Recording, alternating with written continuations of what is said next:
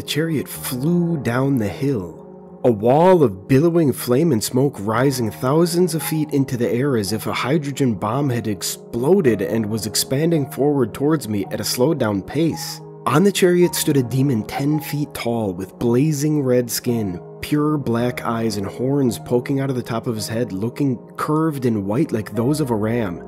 Around him, smaller demons about as tall as a regular man jumped and screamed in exhilaration, grinning from ear to ear while they looked around with excitement. Some of them speaking rapidly to each other in a deep, gurgling tongue I had never heard before. The main demon bellowed, shaking the ground as he put his arms into the air, looking straight up into the sky and smiling. A circle of fire shot out from his chariot, expanding rapidly and burning up every building and shrub it touched in the abandoned desert town.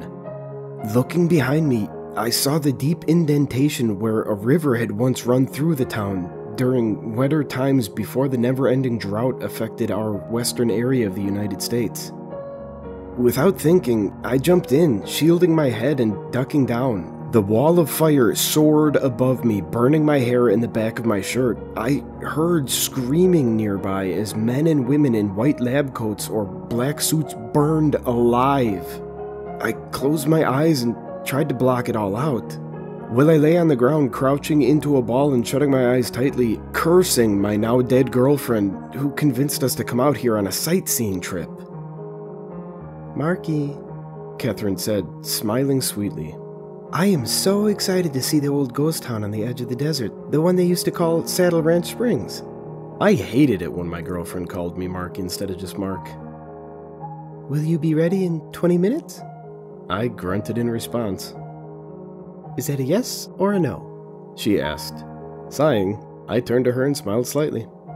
"Okay, fine," I said hesitantly. She sprung up, clapping in happiness, and ran upstairs to get ready. As soon as she asked about it, I knew I was going. I could never say no to Catherine. While she got dressed and put on makeup, I finished cooking breakfast and making coffee for both of us, wondering exactly what could be so exciting about seeing a ghost town that had been dead for over 100 years. "Catherine, are you almost ready to eat?"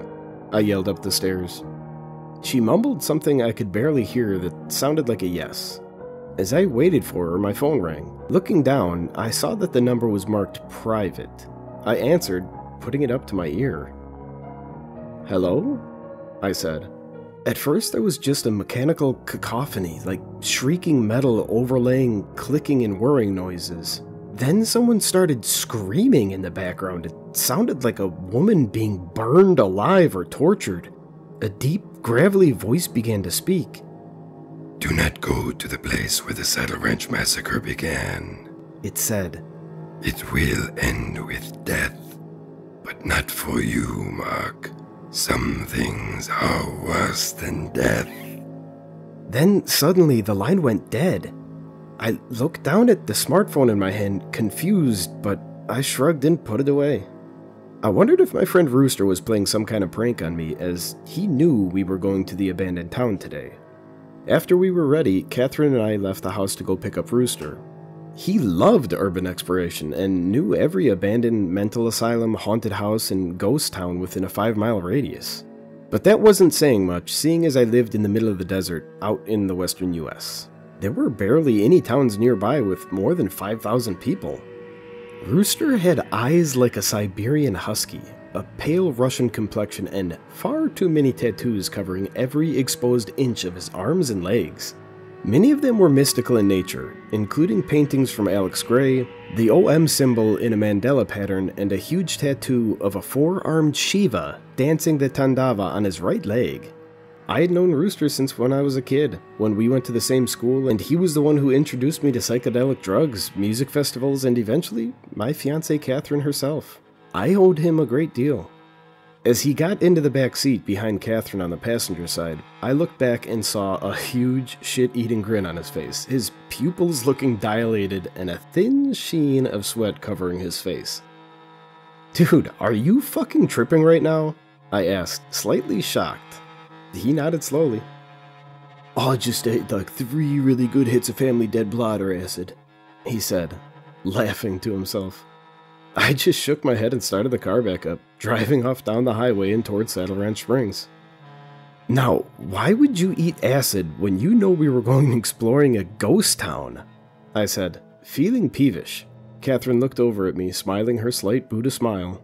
She had never even done psychedelics and refused to ever try them, but she always found Rooster hilarious when he had eaten mushrooms or acid. I was happy they got along quite well because, God forbid, if I had to choose between my lifelong best friend and the girl I loved, I'm not sure which I would have chosen. Because I want to see, man, he said, laughing again. Open up my third eye and all that, just like Bill Hicks said.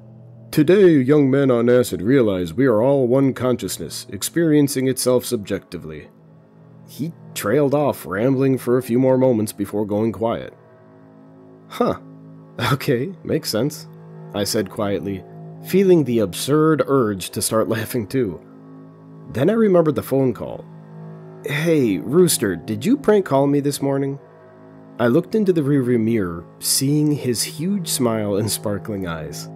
I have no idea what you're talking about, man, he said, his smile never faltering. I took that as a yes. In hindsight, I should have questioned him more. I should have realized he was just smiling because of the drugs, not because it had anything to do with my question. I should have done a lot of things differently, I guess. They might both still be alive if I had. I turned up the radio, and we didn't talk the rest of the journey. Oh my god, look how cool this is, Catherine said, pointing to the abandoned saloon a few feet in front of us with its massive batwing doors. The entire downtown area of Saddle Ranch Springs looked like the set for some old western movie. It had only one real street with all of the 10 dilapidated buildings on it, including an ancient police station and jail, a town hall, the saloon, and a few houses. We walked up and down exploring. When we got to the jail, that was when things started to go wrong. Rooster walked ahead of me, still smiling and laughing far too much for the circumstances. I could tell he was really tripping hard. He could barely follow the conversation Catherine and I had, and kept getting distracted by the smallest things, such as a tiny snake that slithered across the dirt road. He chased it excitedly, looking like a little kid. The snake ended up being far faster and smarter than him, though, and the look of total childish disappointment on his face was so exaggerated that both Catherine and I started giggling in unison. Catherine ended up being the first one into the old cell, the jail doors standing wide open. Rust covered every inch of the metal, and the jail smelled dusty and old, almost like the smell of an antique shop. We looked at the metal bench where the prisoners used to sleep, and Rooster got down on his knees peering underneath it. What are you doing, bro? I asked, kneeling down to get a closer look. Rooster looked up at me suddenly, the smile gone from his face. There's some random-ass trapdoor down here hidden beneath the bench, he said, pointing to the extremely faint outline of a square covered in dust. Using his hands, he wiped the sand and dust off of it. I would never have seen it on my own, it was so well camouflaged. The only reason Rooster had been able to see it, I assumed, was that the LSD was giving his senses an extra kick that allowed him to pick up on subtle, tiny cues that everyone else would instantly miss. Feeling around at the corners, Rooster began to pull with the tips of his fingers and eventually found a way to open it. We heard screaming and shrieking as soon as we opened the hatchway, and the desert outside started to explode with noise and movement. A much larger hidden square rose up out behind the jail, a metal door with sand glued to the top of it swinging open, and we saw men and women in lab coats begin to run out, scattering like cockroaches in every direction. In the hatchway beneath the bench in the jail, a woman frantically appeared, wearing a lab coat and an ID badge that read Dr. K. She climbed up a ladder from the dark shadows beneath, heaving herself out with mortal terror and panic evident on her face. They're getting out! She yelled at us, not even appearing to realize we weren't wearing lab coats, black suits, or biohazard uniforms, unlike all the people who were now spilling out of the much larger hatchway by the dozens. Get the hell out of here! Just then, a deafening alarm began to sound from underneath us. What the hell is going on? Rooster whispered to me. Catherine just stared around, her green eyes wide and shocked. Project Eldridge has had a containment breach. an amplified, calm female voice said, sounding like it came from thousands of speakers beneath our feet. The worn planks of the abandoned building shook as it spoke, dust falling from the ceiling as spiders and insects in the corners of the room were knocked to the ground. I repeat, Project Eldritch has had a containment breach. This is a level 5 breach. All personnel must evacuate the premises at once. I repeat, evacuate the premises at once. Do not return until authorized. Project Eldritch has had a containment breach.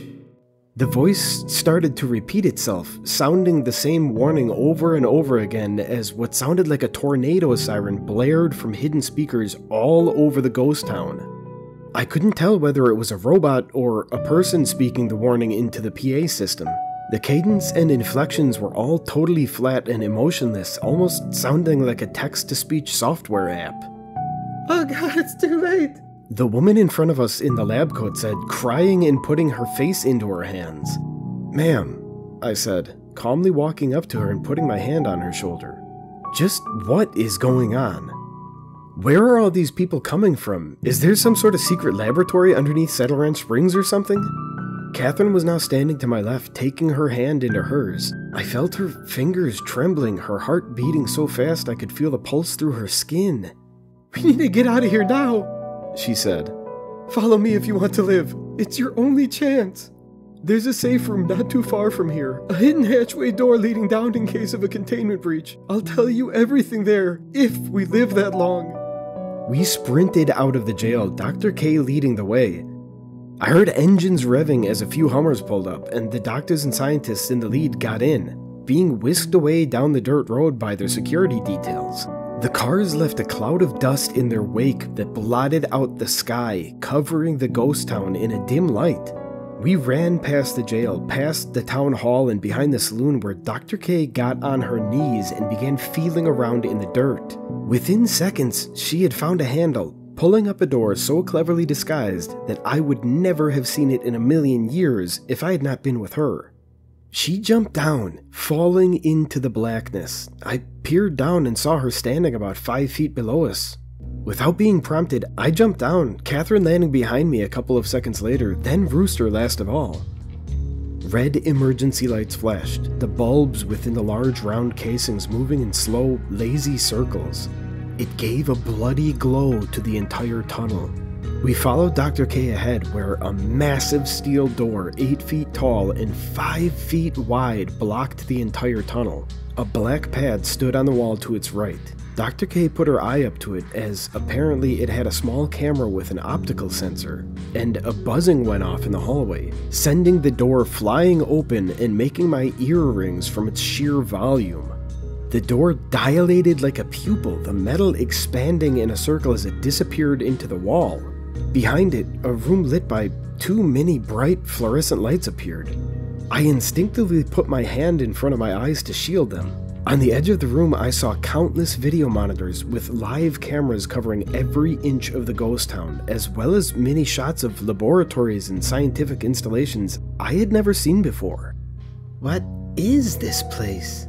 Catherine asked behind me. Dr. K turned. "Well, this is just a bunker, a safe room with backup video feeds. But if you mean this entire scientific complex itself, it's where the US government does secret research into alternate dimensions, parallel worlds and doorways between different parts of the universe." Her eyes flicked to the monitors, where people were still running and screaming, trying to escape from some unseen horror. "We are funded by an agency unknown to the general public, the Department for Paranormal Research. Billions of Black Ops taxpayer dollars are funneled through the CIA and military to the DPR, and some of it goes to experiments like ours here." "Okay, so what kind of experiments are we talking about?" I asked, feeling unsure. My hairs stood on end and the air had an electric feeling to it, as if something big was about to happen. I thought I knew what the Japanese citizens of Hiroshima and Nagasaki must have felt when they felt the quaking of the ground and the flash of white light from the center of their cities. "Here, we only do experiments trying to provide doorways to other worlds," she said, pointing to her name badge. I myself have a PhD in quantum physics, and we used all the knowledge gathered by the physicists to open a quantum doorway earlier today. But something came through it just now, and it's creating havoc and death throughout the labs. I saw a few other scientists ripped apart by something that looked like demons straight from hell. They stood about the height of a tall man, but their eyes were pure black and their skin bright red.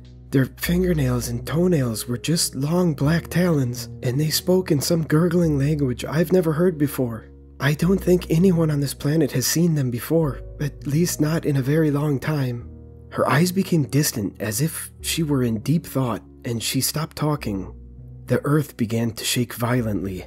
It started as a small tremor, then rapidly built up into a high-intensity earthquake. Looking on the video feeds, I saw some of the cameras go black, but others outside the abandoned town showed the ground begin to split open, flames and smoke shooting out as a massive demon rode out on a chariot led by 7 white horses. Looking closer, I realized the horses had exposed bones with pieces of rotting skin and fur still clinging to their corpses, yet they ran at a furious pace, their tendons and muscles flexing under the high-quality resolution of the video feed. I saw the escaping Hummers filled with doctors and government agents in far-off shots of the video feed drive directly into a massive crack in the earth. No one came up from the smoking cracks that now appeared all around us. Chairs in the room fell over and tables cracked and splintered as the earthquake's tremors reached a crescendo, but they didn't begin to recede. I saw Catherine, Rooster, and Dr. K all holding on to whatever stable surface they could grab nearby. Catherine and Rooster were holding my hands. My heart began to race in my chest, old superstitions rising to the surface as I forgot our mortal peril for a moment. "They're here," Dr. K said, a look of mortal terror marring her tear-covered face. The floor of the room began to crack down the middle. "Get out of here!" She began to scream. None of us needed to be told twice. We ran through the still open door and back into the world above. As we came out into the blinding sunlight, I looked up at the small hill of the desert behind the town and saw horrors from another world rushing towards us. The chariot flew down the hill, a wall of billowing flame and smoke rising thousands of feet into the air behind it. As I came out of the dry riverbed I had taken refuge in, I realized no one was moving around me. I saw the burnt bodies of Catherine, Rooster, and Dr. K laying on the ground 10 feet in front of me. Their melted clothes attached to their flesh now from the intense heat they had been exposed to. The demon in the chariot rushed towards me, the hooves of the 7 horses creating a loud clap-clap noise as they drew closer, and I thought they would run me down. But with a cry, he stopped the horses only a few feet in front of me. The demons behind him regarded me with interest and suspicion. The huge one stepped down in front of me. "Mark," he said to me, smiling ear to ear. Small billows of smoke escaped from his mouth as he spoke. "I'm so happy to finally meet you.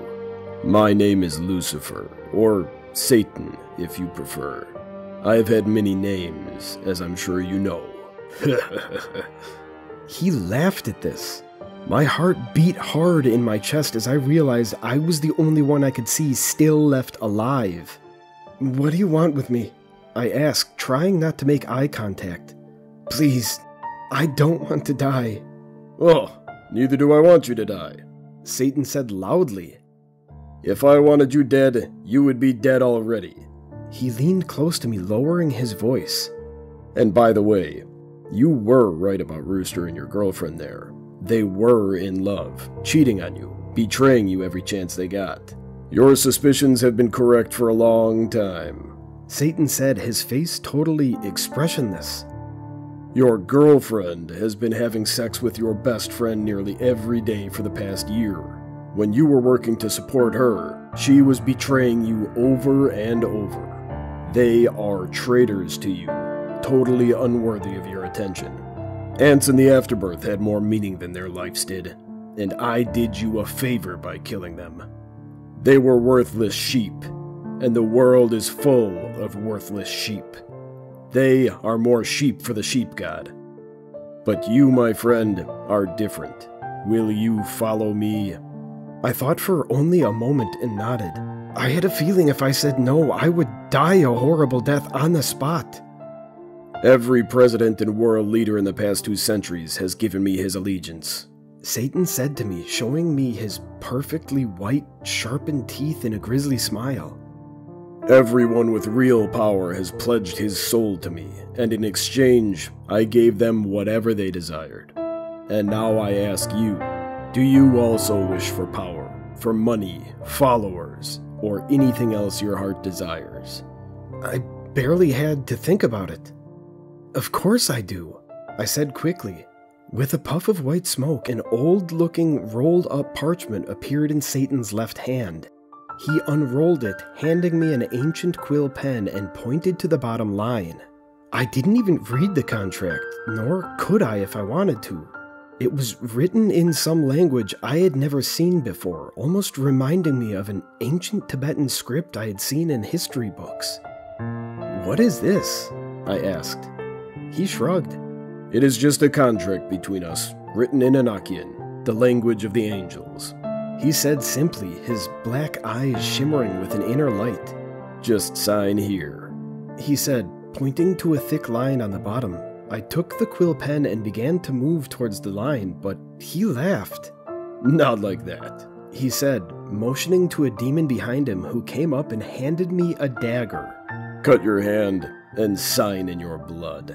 I put the knife over my left palm, hesitating for a moment before taking a deep breath and slashing into the skin. A burning pain shot through my hand. I dipped the tip of the quill into the drops of blood pooling in my palm, signing my name in a cursive on the parchment. When I had finished, the paper disappeared back into a puff of smoke. As soon as it did, my hand re-knitted itself, healing within seconds, and I began to feel a rush of euphoria and light enter my body. It felt as if someone reached into my heart with invisible hands made of light and pulled out all of the stress, all of the anxieties and insecurities built up in there.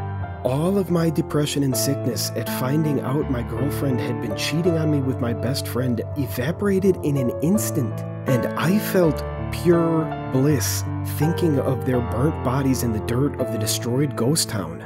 My hearing suddenly became far more acute. I could literally hear mice and voles crawling around in the dirt beneath the ground. I could hear people screaming in hell and angels singing in heaven. It was as if I had been given a small taste of omniscience, and I enjoyed every second of it. What's happening to me? I asked, feeling shocked. "You are gaining the divine wisdom that I offer all of my followers," Satan said, smiling, showing his sharp bleached white teeth. "They don't call me Lucifer for nothing. I bring light to those who wish it, and I bring wisdom and peace to those who are forgotten by God. Within 20 years, I will make you the President of the United States as long as you do as I wish. We can start your political career small, as a state representative perhaps, but it won't last long. It never does." Satan grinned at me, extending a huge red hand, and I shook it. A fiery heat emanated from within his smooth flesh. "I can't wait."